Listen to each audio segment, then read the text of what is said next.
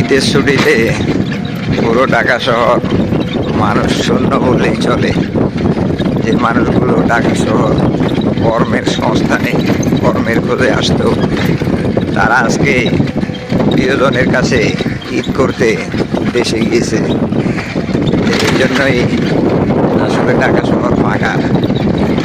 ঢাকাতে যেখানে বসবাস করে প্রায় 5 কোটি মানুষের বসবাস। এই 5 কোটি মানুষ, তার মধ্যে ঢাকা স্থানীয় মানুষ প্রায় 1 কোটি, আর বাকি 4 কোটি মানুষই অন্যান্য অঞ্চলের যারা কর্মের সংস্থানে এই ঢাকা সিটিতে বসবাস করে। সেই মানুষগুলোর প্রায় অধিকাংশ মানুষই গ্রামে যাওয়ার কারণে এরকম জনশূন্য হয়ে ঢাকা সিটি আসতে মনে হয় ভুতুড়ে শহর। ঢাকা সিটিতে আজকে ভুতুড়ে শহরে পরিণত হয়েছে। আসলে যেখানে প্রাণ চঞ্চল, প্রাণের যেখানে নীরবতা এসে যায়, সেখানে এরকম শূন্য ছাড়া আর কিছুই থাকে না।